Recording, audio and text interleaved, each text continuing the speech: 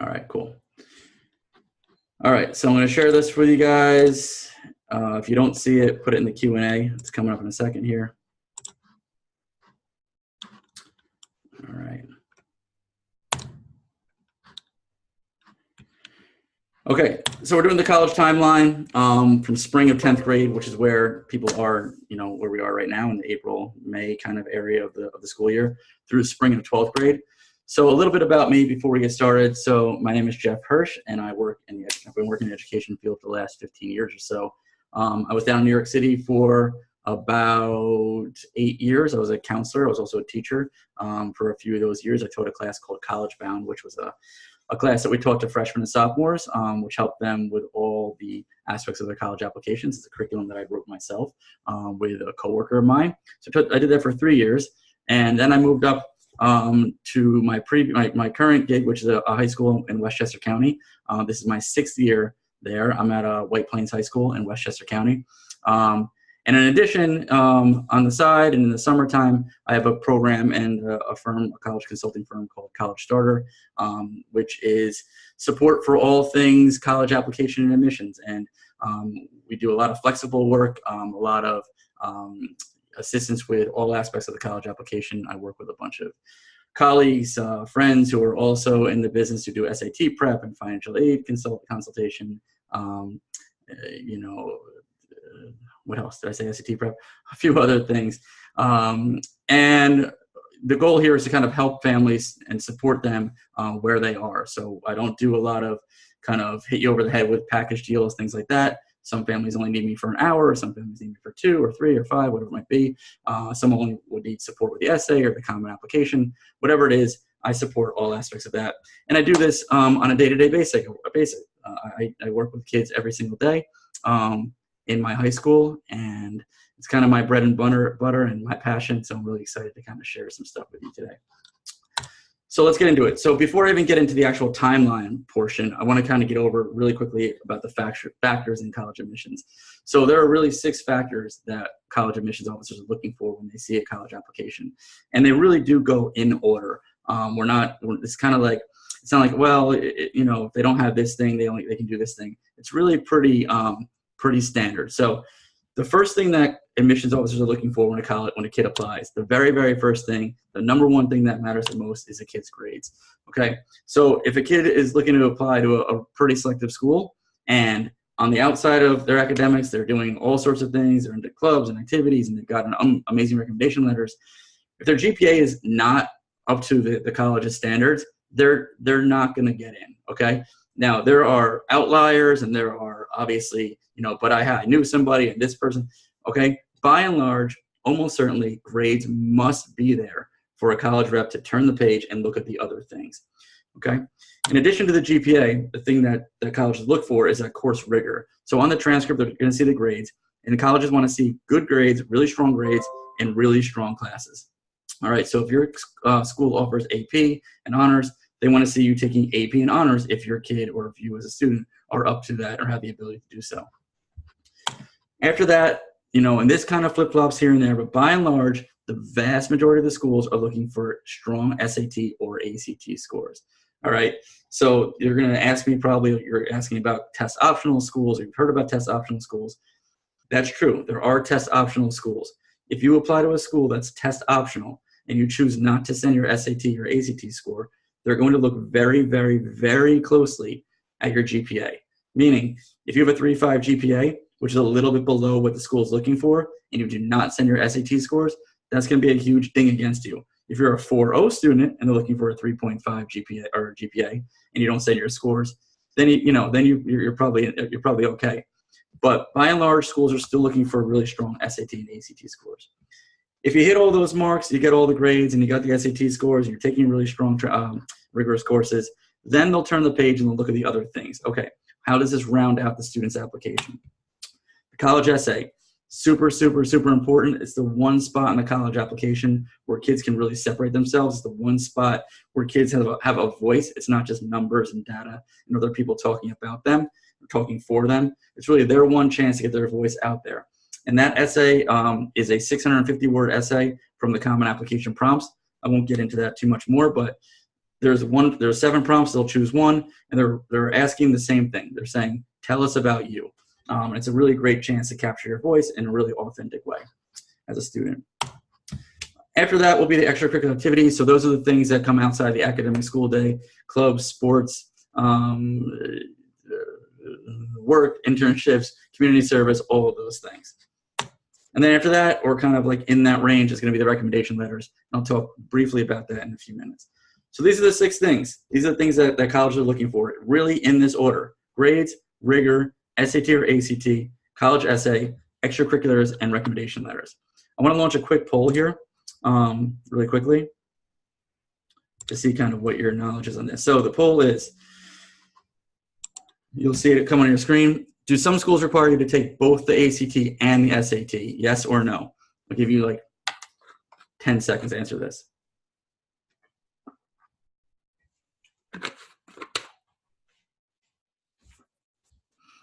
You guys should be teaching this webinar. You pretty much know exactly the answers. All right, everyone got it right.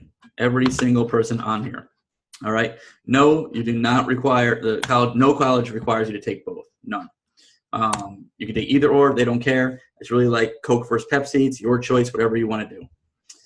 All right, so let's get into the basic timeline. All right, so here we are, spring of sophomore year, and actually right now around this time, I'm a guidance counselor, obviously I do this every day. Right around this time, or like in the next like week or two, is really a good time for a sophomore to start to check in with their guidance counselor.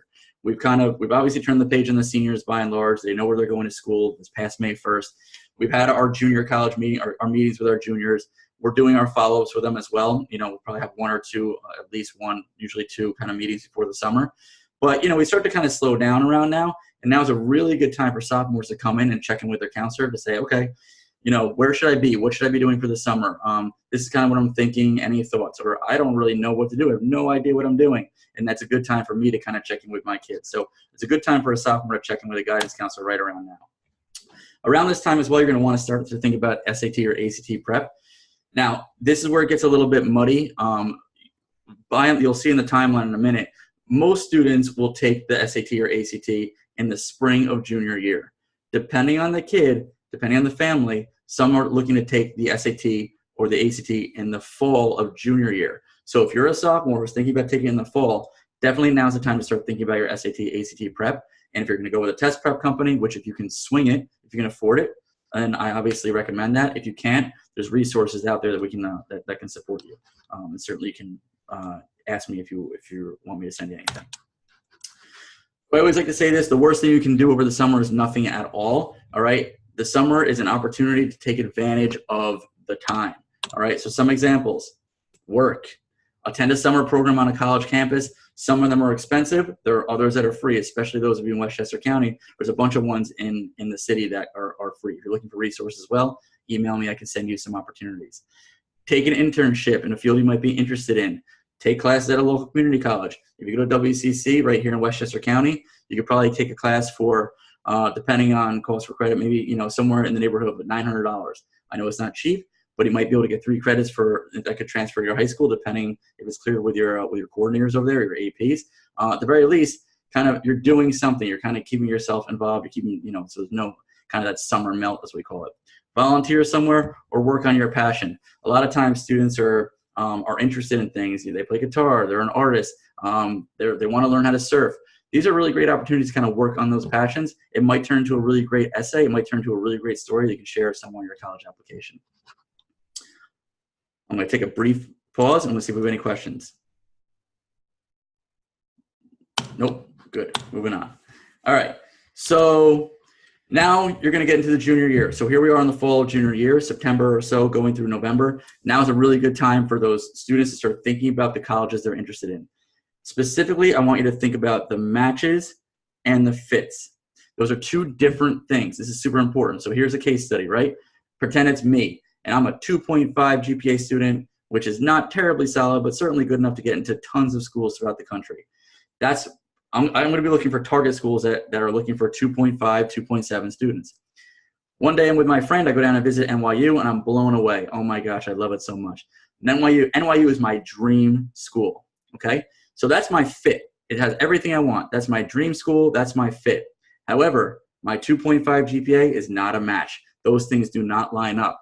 So I have to find not only the school that I love, the school that has all the same qualities that NYU has, but also a school that kind of is within my my transcript and within my application, right? So if I'm a 2.5, I'm looking for schools that are kind of in that target range. NYU is my favorite school, but it's not a fit. It's not a match based upon my fit. All right, so in that time frame, in the junior year, in the December to March time. So again, if you're a student who's going on the traditional kind of pathway, which is taking the SATs in the spring of junior year, this is where you are. At this point in the December through March time, you're starting to prep for that SAT, ACT. You need to be prepared to take 2 of those, one of them, choose one, 2 of those before the summer.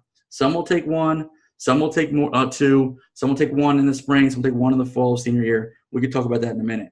But you should be prepared to take 2 before the summer. So around this time, you should be signing up for your SAT prep course. Hopefully in sophomore year, you kind of looked into some things. Maybe you're doing a test prep company. Maybe you have a private tutor. Maybe you're using only Khan Academy. If you don't know what that is, send me an email. I'll show it to you. Maybe you're using just resources, whatever it might be. Now's the time to start really, really begin to prep. I see a question in the queue. I'll take it in a few minutes. So now we're going towards the spring of junior year. So at this point, February through May, now is the time you're really starting to kind of hammer into your list, right? You have schools, you kind of have an idea of what you want. You kind of have an idea maybe what you want to major in. You might not have any clue about your major. That's totally fine. You might have a better idea of I want an urban school, or I want a school in the suburbs, or I want a large university or a smaller school. At this point, you got to start honing in a little bit. Maybe you visited a few schools by now, but now's the time to start to kind of like whittling that list down a little bit, right? So if you have 20, 25 schools that are kind of on your broad list, now it's time to start chopping down to that 12 to 15 range. Start lopping schools off. All right, like I said, February through June is you're going to take the SAT up to 2 times. Now, most kids who fall in this category, they take the SAT generally for the first time, in either March or April. Then they generally take it again in June. Most students, depending on how rigorous a schedule they have, will avoid the May. And the reason they avoid May is because the AP exams. So usually a kid will take it in March or April and a second time in June. Hopefully at that point they've knocked out a really strong score and then they can just wash their hands of it. They don't have to worry about it again. All right, I see a question here. I'm going to grab it real fast. Yes, there are websites. So the question is, are there websites or resources to research which schools match? Yes, but the thing is, a match is different for every kid, right? So a match for me, right, who's a 2.5 student, is going to be very different than a student who's a 4.0 student. So my huge reach schools might be totally safe schools for that 4.0 student. So it all depends on the kid.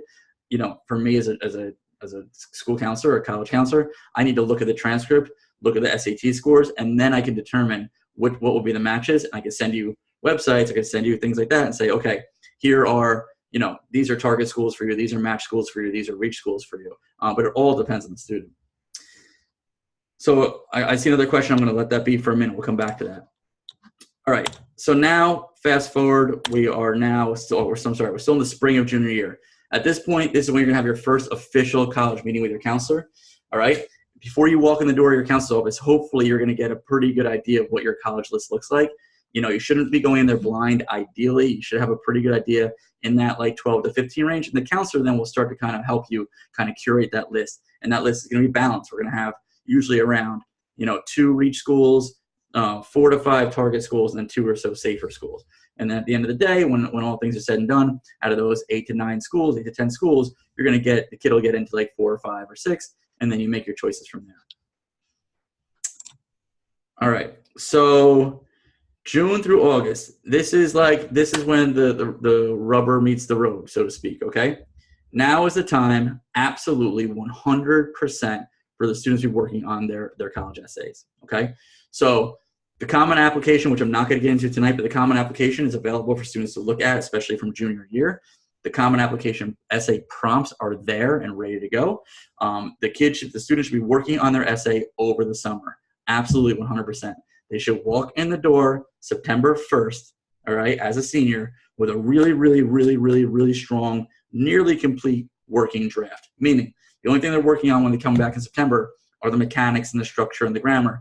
They are not scratching the essay. They feel really good, confident, really, happy with where it is, but there's some cleanup, some editing and revisions. But by and large, the essay is like 85% of there. Certainly for students who are applying to more selective schools, over the summertime, they absolutely must work on their supplemental essays, right? All of that work is like the most heavy lifting of this whole process. Those supplemental essays, they're kind of short usually. They're usually asking the same thing. So if I'm applying to NYU, they're going to say, there's a big question, but it's really why NYU? Why are you choosing us? And you've got to really nail that, right? And it's usually like 250 words or 400 words, not long, but it's super important. They want to know you really have done your research. And now is the time to do it outside of your other academic obligations. You've got 10 weeks in the summertime to do it. You have camp, you've got work, you're going on vacation, whatever it is, right? I'm going to be kind of harsh here. It doesn't matter. Now is the time to carve out enough time to work on those college essays. Really quick, there is one resource here I love to use. So obviously, visit colleges as much as you can. Some folks can do that easier than others. If you can't, or if it's too far away, you're not going to just pop out the University of Michigan, one day and go see it. I love this website, uvisit.com. If I had the time today, I would put you on there and show it. But it's a virtual reality website, super, super interactive. I love it. It's amazing. Most schools that our kids apply to, especially in the Westchester area, are on there. Definitely take a look at it. You can do really great virtual tours there. So same thing. Junior year, summer year, as a rising senior, have a productive summer. The worst thing you do is nothing at all. Definitely work on those college those essays. All right. I'll take a brief pause before I go into senior year here. I'll grab some questions. So one question is, how many colleges do you recommend visiting before applying? That's all up to the student and the parent, right? So, as many as you can really muster without it becoming like overwhelming. Certainly I like kids to see a variety of schools, some smaller private liberal arts schools, obviously the public schools here in New York, they're the SUNY schools. Bigger universities, urban, schools in an urban environment like Boston University or Northeastern or Temple, which is in Philadelphia. So get a variety of schools to look at.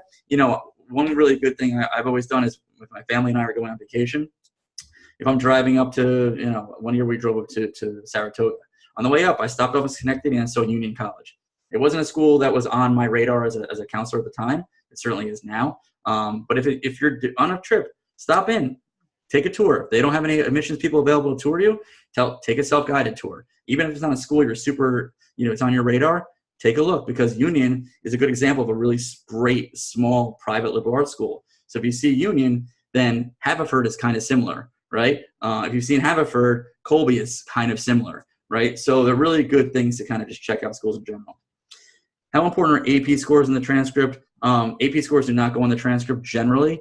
You self-report them on the Common Application, and I would say they're not important at all. Really, AP scores, you might get a different answer from another counselor, but for me, I've never had it be an issue, whether they're good or bad. I've never had an admissions rep ask me about it, and you really only are sending your AP scores when you're trying to get college credit. So if you got a 4 on your AP US History exam, and then you end up going to Lehigh, you're going to try to turn those into credits, and you'll request a transcript from the College Board, or the scores from the College Board. You'll have it sent to Lehigh, and Lehigh will determine whether or not they will award you the credit. Do you recommend visiting colleges? Last question, I'm going to move on. Do you recommend visiting colleges the summer before junior year? Yeah, absolutely. I mean, you can visit colleges, as freshmen. Absolutely. I mean, I don't think that, there's no harm in going to see schools to get a better idea of what's out there. I mean, it's all depends on you and your family and the student. It's not about pressure. If you guys are reading any of my blog posts, I'm not a pressure counselor. I really, this whole process, I'm trying to kind of ease the anxiety and the mania and the hysteria. There are so many amazing colleges out there, and, it should be a fun thing. So going to visit schools as a sophomore, knowing that in 2 years, you're going to be going to college for 3 years, it's really exciting. That's really what it should be. So it's like, hey, let's check out a couple of schools this summer. We're going on vacation. Let's do it. Not as if like we need to see schools. We have to see schools now. It's kind of like just the mindset and the mentality. So absolutely go see schools. It's kind of a fun thing. I love going to college campuses, and that's just me, but absolutely you can do that. All right, so moving on. So here we are, senior year. So this is it, right? Kids come back in the door September, and September moves really fast. So if you work in a high school, if anybody on the line here works in a school, it's like being shot out of a cannon, right? So like Labor Day comes, and here we are, we're back in the building. And in my high school, which is 2,000 kids and all the staff, there was 2,200 people in the building, and everyone's just like, okay, here we go. So your classes start back up. Your sports have been started since August. You're seeing your friends. You're a senior. You're all excited. Things go fast. Before you realize it's already October 1st, and then it's Columbus Day weekend. And then before you know it, those early deadlines, November 1st, are here. So you have a really short window between September and November 1 for those early deadlines to get your applications ready to go, which is why the summer cannot be wasted. So students who are applying early action or early decision, which is the binding agreement, they are going to be applying by November 1st. Some of the deadlines are then, some are the 15th of November, but the early ones are by November. And I absolutely 100% without question urge you to apply early. And the reason for that is not to add pressure, but to remove it, right? Applying early, besides getting a little bit of bump in selectivity rate, applying early allows the student to get responses back earlier so they can kind of just breathe after Christmas break, okay? So if I apply to 6 schools by November 1st, early action, odds are I'm going to get my responses for the majority, if not all those schools, by December 15th. All right, some schools might wait to render decisions based upon your mid-year scores. Some schools might wait, might defer to you and put you back in the pool. But by and large, I should have a pretty good, I'm going to go home on Christmas break if I apply to 8 schools, with 4 schools in my pocket already. And I'm going to be I'm going to be able to breathe. And it's going to be really okay, now I just kind of wait for my other schools and, I can decide by February, whatever it might be, where I'm going to go. And it just really eases the process. The students who wait until, after Thanksgiving break into Christmas time or somewhere around then those kids are not getting decisions back until March, maybe April.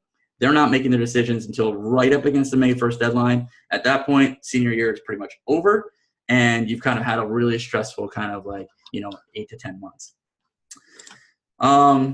Students who apply, even if you apply early, if you want to take that second ACT or SAT, you can do that. The SAT is in October. The ACT, I think, is in September. You can do that in the early fall, even if you apply early. You do not have to wait to apply early. Hang on, let me back up. You can still apply early action, right, or even early decision if you take the early October or late September SAT, ACT. That's totally fine. The scores will be rendered within 2 weeks. You can totally send them off. But if you're trying to take one in November, then at that point, obviously, you can't apply early action anywhere. Okay. I do not recommend students take the SAT or ACT more than twice. That's just my opinion. I've talked to plenty of people at the College Board. Even their data indicates that you do not move the needle terribly much from the second to the third time. Certainly from the first to the second, they do. From the second to the third, generally not as much. And at what cost? That's always my question, right? In order for you to move the needle from 2 to 3, you really have to, prep. And to gain 40 points maybe? So my advice is always, depending on the scores, spend your energy cleaning up that application, essays, supplemental essays, making sure everything is perfect so that your package is ready to go.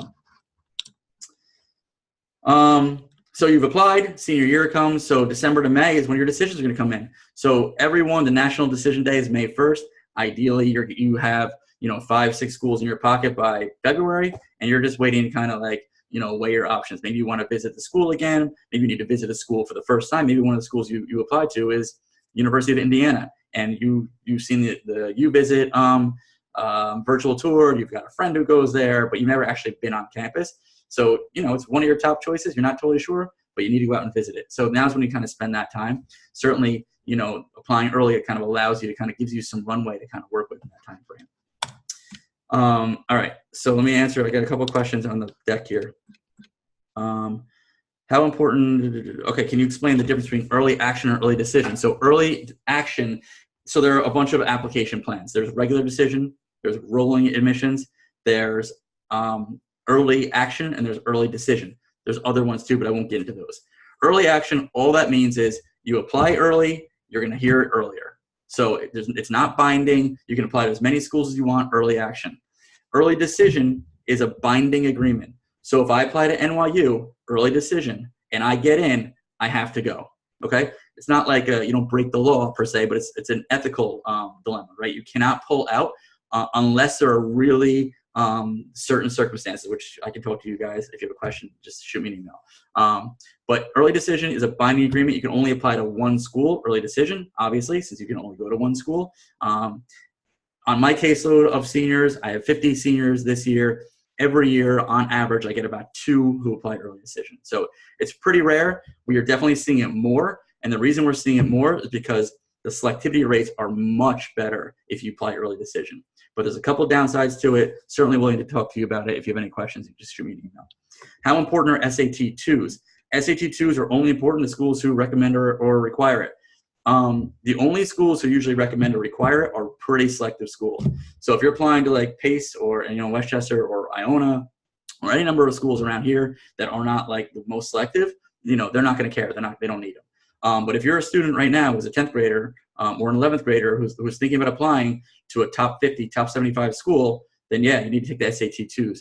And that can generally be in any subject at all, right? There's 20 subjects, I believe.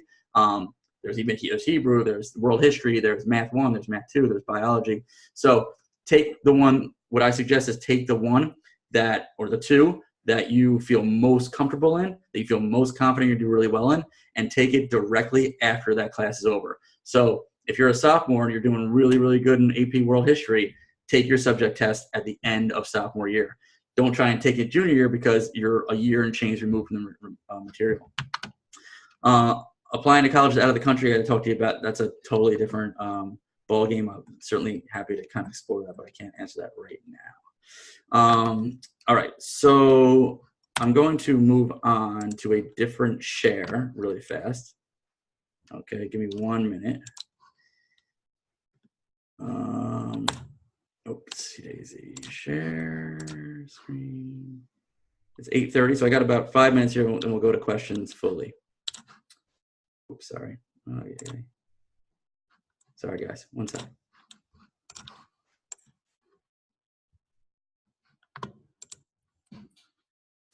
All right, so here's I'm not going to go over this like with a fine-tooth comb because I don't want to waste your time. I kind of went over the basics of it. This is a more finite look at the timeline.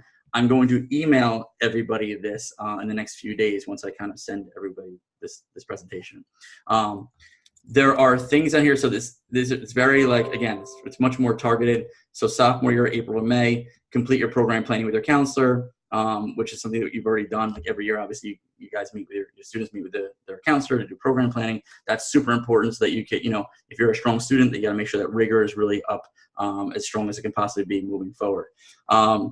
There's the same things I said about the sophomore year. I'm just going to explain this to you. I'm not going to go through it one by one. You'll see here there's documents to use in the bottom. I have all of these resources. I'm not going to send them with the email I send you, but if you want them, I will send them to you, right? So there's something called for example, there's a 2-page profile. That profile will allow students to start doing really targeted search. It's kind of almost like a graphic organizer that helps students. It's kind of designed to kind of help students one by one and looking for questions and responses and to kind of get their, kind of get them in a way to target researching as opposed to kind of perusing on a website saying, oh, those pictures are nice, or oh, this seems interesting. It's really much more targeted. So going over here, I have the common application over here for junior year. So for instance, it says March or June of junior year to open the common application and familiarize yourself with the common app and start filling out some of the tabs.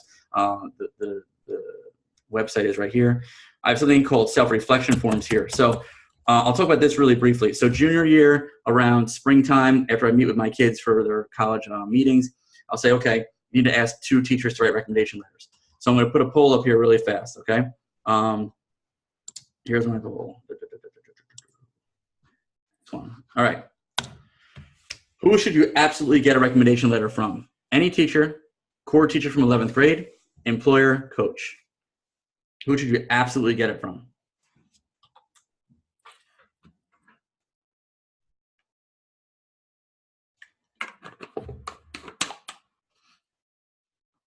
Another 10 seconds here. I got almost all the votes in.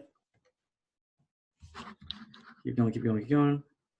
3, 2, and 1. All right. The vast majority of you got it right. That's not right. Sorry. The other ones are not wrong. But the vast majority of you are, in terms of the rule of thumb, the best rule of thumb is a core teacher from junior year. Certainly, at the very least, you've got to get a teacher at the very least. But you really, really, really, especially when you're going to apply to pretty strong schools, you're really looking for at least one from your junior year, preferably both of them from junior year. And the reason for that is that A, most importantly, they're the teacher that's had you most recently, right? So they're not far removed from knowing the student. B, the kid's really kind of at their apex of maturity, right? At that point, they're not, juniors are kind of like, at this point, they're starting to kind of grow up into their own. They're more cognitively developed and all that. And 3, usually the classes are obviously the most challenging, right? So they're in those kind of more rigorous, the rigor has kind of gone up quite a bit from freshman to sophomore year. So if you're looking for self-reflection forms, you're going to say, what is that? Email me. I will send you the forms. Really, this is a way for the students to really, really almost write the recommendation letters themselves and give to those teachers so those teachers can write the best possible recommendation letter for them. So timeline stretches out through junior year into senior year, where the kids start really filling out their common application in the summertime, continuing their research at schools. July, first draft of essay, second draft of essay, supplemental essays, getting into August where you're really starting to kind of like curate that list and cull it down, get down to 8 to 10 schools, start to add the schools to your common application. I do a whole workshop on the common application, so that's something totally different. I can walk you through that during the next workshop that I'll do. I do one on the activities profile as well. Complete your final draft, your essays, and then when you get into senior year, it's really like checking in with the teachers to make sure they're still writing the recommendations so they know what they're doing. Finalize 100%, certainly in September, that essay, complete those supplemental essays, complete that common application, final review, your parent, your counselor, whoever that may be, and get ready to submit. The end goal really is October 20th. That gives you a little bit of cushion before the early deadlines.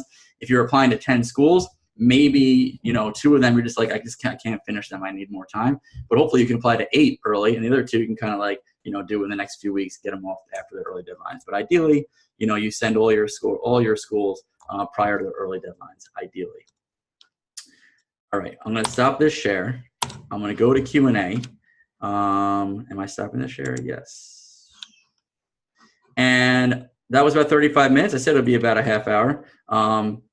I'm going to hang tight for 5-10 minutes or more, depending. If your questions, if you don't want to ask it here, you got to leave and you want to ask me, shoot me an email. I'll certainly help you. I'll answer it there. But I'll hang tight for a few minutes here. You're welcome, Matthew.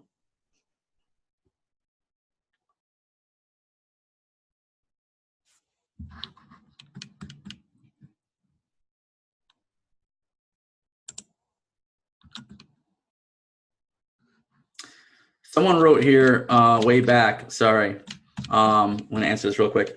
What happens if you don't get a really high SAT, ACT score? So it's all relative, right? So again, if I'm a 2.5 student and I get 1,000 on my SAT and I want to go to, a less selective school, a school that accepts 75% or more, then it's not a huge deal. I'm pretty much in the ballpark. All those other things kind of add up, and hopefully that's going to get me in. If I want to go to NYU, and I'm a 4.0 student, which I'm a really strong student, but I have 1,000, I'm in big trouble. I'm in big trouble. That's all there is to it, right? I'm almost certainly not going to get into NYU with 1,000, which is essentially like an average score on my SAT. 1,000 will get me into tons of colleges, but depending on how selective the school is, those SAT or ACT are super, super important. And I try to be cognizant that I don't want to put a lot of pressure on the kids. But if those kids are looking at really specific schools, I'm not going to pretend. I'm not going to say, oh, you're good with 1,000. No, you're not. You're not going to get into NYU with 1,000. All right. So it's all relative depending on the school and how important those scores are going to be. All right. I'm just kind of going through here. I see a bunch of questions. I answered that. I answered that. I did that. I did that. I did that. So I offer a bunch of other webinars. You'll be in my mailing list now, which you may or may not like. If you don't want to be, the first email you get from me on the bottom, just press unsubscribe. I will not take it personally, but you will get my information, all the webinars I do as they kind of come up. You'll be on my mailing list, and you'll see. If you want to shoot me an email later on, I can give you a more specific answer right now. So one question is, the jobs available to current 10th graders are very simple, cashier, etc. Are they beneficial or better to go to CC for the summer, community college? I would say working is super important. Obviously, colleges and, know that what's available to kids, right? A kid who's a sophomore is not going to be, working as a bartender, right? Or it's a bad example, but they're not going to be working a job that they cannot, do based upon their age. I think any kind of job is great. I have kids who spend time in the winter time during the breaks, like shoveling snow and making extra cash. Like, that's a really cool story. That's a really cool thing they're doing, right? Whatever kids are doing, again, the worst thing you can do is nothing. So I think having a job is totally, absolutely, whatever it is, totally appropriate. If they want to take a class instead, also fine. But I think having any job is totally cool. Do I consider Naviance a good tool for comparing information about different schools? So Naviance is an excellent tool if your school uses it, depending on how much data they have. So I don't know about, I don't necessarily use them to compare schools, but the best thing about Naviance is you can see how your peers in your school are doing. So at my school, we've had Naviance for 15 years. So we have a lot of data. So if I have a kid sitting next to me who wants to apply to NYU again, right? We've probably had in the past 15 years, 100 kids apply to NYU. So I can look at the scatter plot and I can see, okay, my kid's a 4.0 with a 1300 SAT score. And I can see how many kids in that range, in that exact same range, have gotten in or have gotten denied over the past 15 years. And the kid can see it. So it's a really great tool for them to kind of see, okay, these are my peers in the same school that go here. And these are the ones who are kind of getting in. These are not by name, but these are the kids who are getting in. These are the ones who are not. And that would be a reach for me. I thought I would get in no problem, but kids in my school are not getting in that, at a clip that I thought they would be. So I think it's a really, really great tool to use, specifically for how your peers in your building are doing when they apply to those schools. How do you determine which test is better for you, SAT or ACT? Do you take both? So here's where I tell you that I'm not going to pretend to be an expert in the SAT, ACT. I work with a colleague on, my consulting firm who is my SAT, ACT person. I can give you her information. She will do a baseline for you, and which will help determine which one might be the best fit for you. For school, for people who are not necessarily using prep companies or people in general, I think the best way to do it is to take both, right? Not live, but for practice. So all the prep companies, all those outfits offer free ones on the weekends because they want to try to get your business. But really, you can just go there and do it for free. They'll administer it in like the same setting you would do it as a live one. They'll score it. They'll send you the score report and everything. I suggest kids do that. Take the practice ones for both ACT and SAT. Then they'll know exactly which one they'll feel more comfortable with. I'm not going to sit here and tell you, oh, the SAT has this breakdown and it's better for kids with science. I don't know, right? It's not my area of expertise. I have a basic understanding of it. I know it from the college admission perspective. I'm not an SAT, ACT expert, so I'm not going to pretend to know. But I would say take them both for practice and then go for that one. Okay. Hi, Gemma. Do some programs like engineering require SAT subject tests even if the school itself doesn't? That's a good question. It's possible. It's possible. I'm going to hold that question right now, and I'm going to find out for you, and I'm going to email you. I don't want to make it up on the spot. It's certainly possible. Nothing jumps off the top of my head, but it's certainly possible that some specific programs within the school will require something. Most likely, but I don't want to be sure. I got to look into it. My school has teachers write informal recommendations for juniors. Is this different from recommendations that we saw on the timeline? I don't know what you mean by informal. So it's maybe, but I don't know what you mean by informal, because recommendation letters by their virtue are formal, right? Like, you don't see them. They get sent directly to the schools. They don't, like, a teacher's not going to hand it to you for you to like then send along. You don't see them, right? That you ask, Mr. Davis for a recommendation letter. Mr. Davis says yes. You give him all like the tools to write a great one. Mr. Davis writes it, and he gets it off to the guidance counselor, who then gets it off to the colleges. You're out of it. Once you ask him and give him what he needs, you're out of it. So I don't know what an informal one is. Certainly you can ask me a follow-up question through email. You talked about the importance of course rigor. Is there an ideal number of AP courses a student should take before senior year? So that all goes back to the student. If I'm a really, really strong student, if I'm a 4.0 student, right? If I'm a high A, low A, high B across the board, and my school offers a multitude of AP courses, and I'm not taking them, that's a huge problem. unless you're going to go to a not terribly selective school. But if I want to go to a really selective school and I'm not taking them, then you're in big trouble. For the more selective schools, if the high school offers rigorous courses, they should be taking them. There's no specific number. What I will say is the number is what that student can reasonably handle without like totally falling apart, right? Or not totally falling apart, without falling apart at all, right? The most important thing for those kids is their health, their happiness, and their safety, all right? So is they can muster doing 4 APs or 5 APs, which some kids do, that's a lot, but if they can, and they're like still like chugging along and they have a healthy balance in their life, yes, for sure. If they say to themselves, I can do 3, but I know AP Psych is going to completely crush me, I just can't do it, then they shouldn't do it.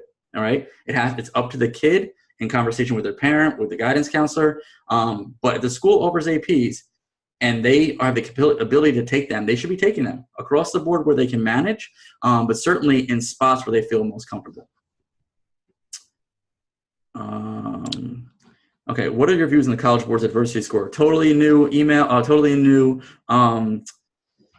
news item. I haven't dug into it yet. I know I've read the articles. I read the New York Times article. I read the article on higher ed. I don't know enough about it yet to answer it intelligently. Certainly on paper, it seems like, okay, great, but I don't know what the metrics are that go into that. I do not know if it's just like brand marketing. I don't know the colleges that were the pilot programs for it. There were 50 schools. They did not mention who they were. At least I didn't see in my reading. So I don't have a good answer for that. And I don't know how it's going to play out over the course of the next, 2 to 5 years. But I'm certainly kind of interested in learning more, especially since I'm at a high school where we have a lot of students who kind of fall in that category. Awesome. You're welcome, Dara. How many recommendation letters are colleges looking for? Colleges are looking for at least 1 recommendation from a teacher, generally 2 recommendations from a teacher. At my school and most people's schools, we have the kids ask for 2 recommendation letters from teachers. And then if you want to do additional ones, you can. So the rule of thumb is 2 from a teacher from core classes, generally from junior year. The guidance counselor will automatically write 1. And then if you want from an employer or from a coach or whatever else, you can do that. The coach, the employer, the pastor, the rabbi, that will never substitute for a teacher recommendation letter. Colleges are academic institutions. What they want to know is they want to know about the student as an academic learner, right? So an employer is good. That's great. But does not substitute for the teacher. We need to hear from the teacher about how that student is in their classroom. So I would say definitely 1, probably 2. Is it better to take a less rigorous course and have a great deal of success, or an AP with minimal success? Definitely the former, okay? A student should be getting at least a B in that AP or honors course to really be staying in there, right? If you're a student who's just squeaking by an AP US with a 73, you shouldn't be in there, right? They should drop down. Again, this is a conversation with the counselors. I'm just saying, on paper, they should not be in that class. More than likely, they should drop down to the Regents level.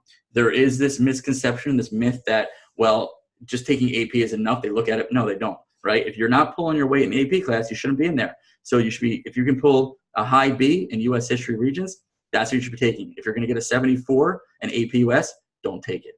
All right. In fact, in most schools, if you drop below a certain level, then you're going to get bumped out of there for the following year. So like, for instance, if you took AP World History as a sophomore, ended up with a 74, you can't then take AP US History as a junior. You got to go down to Regents level. Usually that's the case for most schools. From a college admissions office, is it better to get a B or, same thing. Same question. All right, I just answer it. No, yes, it's better to get an A in a non-AP course than it is to get a B in an AP course. And there's some kind of like wiggle room there because you're talking about A's and B's. But if it's B's and C's, definitely don't be in the AP class. If it's B's and A's, you can make an argument maybe to some degree for a class or 2 if you're kind of fighting through a class. Like, I have kids all the time who are getting, who have or they're an AP, let's try something different. They're like in what's a good one? Okay, AP language and composition, right? So they're English class. And they're just really like, they're fighting through it. They're at like an 81, 82, 83. They're kind of just like, they're getting through it. To drop them down, I wouldn't do that. I let them fight through it because, an 83 in AP language and composition is strong as opposed to 89 or 91 in the Regents level. And also I can beat the horn on it as a counselor and be like, okay, Diana, she struggled with AP language and comp. Like it was an outlier in her transcript. you know, usually she's an A student, but barely got a B in this one, but she fought through it. She was going for extra help. She kind of like, you know, she came in, she talked to me about it. We dissected it. We said, all right, you know, I'm just going to power through, and she got it done. And it kind of like showcases some kind of grit there also. So I would say that, you know, there is some wiggle room with kind of how you look at those things. I'll take one or two more. We're at 8:50 right now.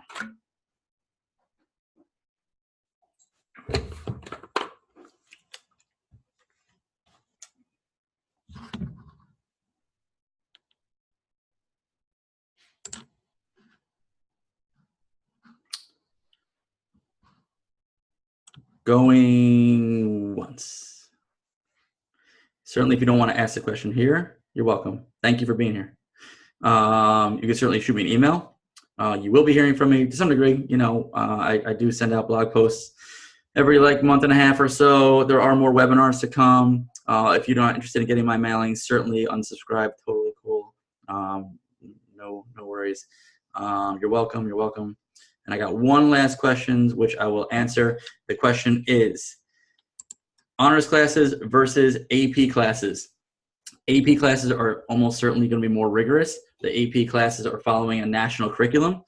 Colleges understand what those are. They know, okay, the AP curriculum is written by the College Board. It's universal across the board. The honors courses generally are written by the teachers in the building, so they're a little more like, kind of like, you know, unclear, you know, for colleges. They don't know exactly what the rigor is. The AP courses are going to be almost certainly more rigorous. So if you're, for instance, my school, we offer English honors, and we also offer AP language and composition for a student who's strong, but maybe not, they don't feel like they're going to be able to do really well in AP language and comp. They'll go to English 3 honors, and that's probably a better fit for them. So yeah, AP courses are going to generally be more rigorous. All right, I'm going to end here. You're welcome you're welcome, Tracy. You're welcome, Noreen. You're welcome, Julie. And all of you who didn't say thank you, you're also welcome. I know you're thinking it.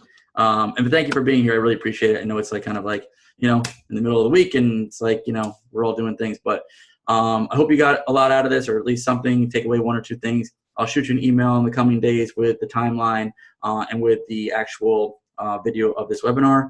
Any questions, any support you might need, shoot me an email, and I'm happy to kind of to work with you or answer your questions. All right. So thank you so much, and take care. Good luck.